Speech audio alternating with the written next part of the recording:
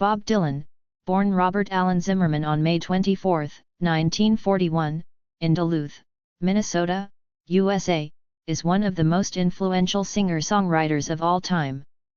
His grandparents were Jewish immigrants from Eastern Europe, and his family later moved to Hibbing, Minnesota, where he spent most of his childhood. From an early age, Dylan showed a deep interest in music, particularly blues, country, and rock and roll. During his high school years, Dylan formed several bands, heavily influenced by early rock legends like Little Richard and Elvis Presley. He later attended the University of Minnesota in Minneapolis, where he was introduced to folk music, particularly the works of Woody Guthrie, Pete Seeger, and Lead Belly. This shift from rock and roll to folk music played a crucial role in shaping his later songwriter and artistic direction. The rise to fame, 1960–1965. In 1960, Dylan dropped out of university and moved to New York City, determined to make a name for himself in the Greenwich Village folk scene. He started performing at small clubs, drawing inspiration from the folk revival movement. His breakthrough came when he visited his idol, Woody Guthrie, who was suffering from Huntington's disease in a New Jersey hospital. In 1961, John Hammond, a Columbia Records talent scout, signed Dylan, leading to the release of his self-titled debut album, Bob Dylan, 1962. Though the album contained mostly traditional folk songs, his second album, The Freewheelin' Bob Dylan, 1963, showcased his songwriter genius.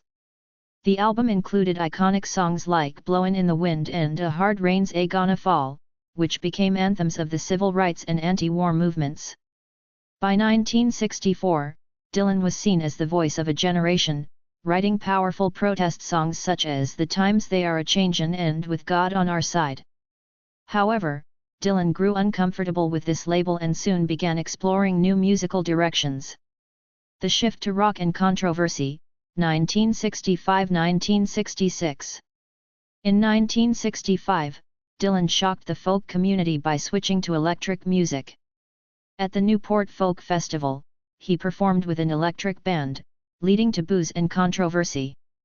Despite the backlash, he released Bringing It All Back Home, 1965, which contained both electric and acoustic tracks, including Mr. Tambourine Man and Subterranean Homesick Blues. Later that year, Dylan released Highway 61 Revisited, 1965, featuring Like a Rolling Stone, a song that revolutionized rock music. His next album, Blonde on Blonde, 1966, combined rock, blues, and surrealist poetry, solidifying his reputation as one of the greatest musicians of his time. During his 1966 tour, Dylan faced constant criticism from folk purists but continued to perform electric sets with his backing band, later known as the Band. However, in July 1966, Dylan suffered a motorcycle accident near his home in Woodstock, New York, which forced him to take a break from the public eye. A period of reinvention, 1967–1974.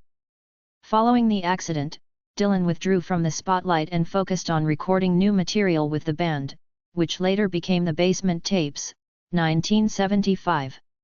In 1967, he released John Wesley Harding, an album that marked a return to a more stripped-down folk and country style, featuring the classic song All Along the Watchtower, famously covered by Jimi Hendrix. His 1969 album, Nashville Skyline, embraced a country sound, featuring Lay Lady Lay and a duet with Johnny Cash. However, Dylan's output in the early 1970s was less impactful until he made a triumphant return with Blood on the Tracks, 1975, considered one of his greatest albums, filled with emotional songs inspired by his personal struggles and divorce from Sarah Lones. The gospel phase in later years, 1975–1990s.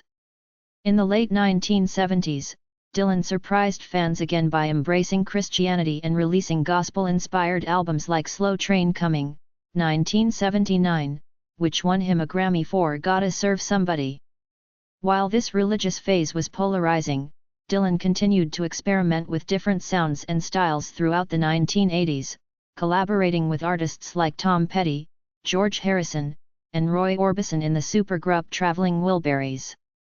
Later career and Nobel Prize, 2000s present. Despite a fluctuating career in the 1980s, Dylan experienced a resurgence in the 1990s and 2000s.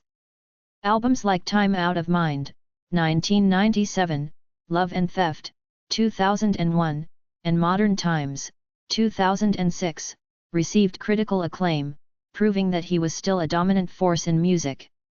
In 2016, Dylan became the first musician to win the Nobel Prize in Literature, recognized for his profound impact on songwriter and poetry.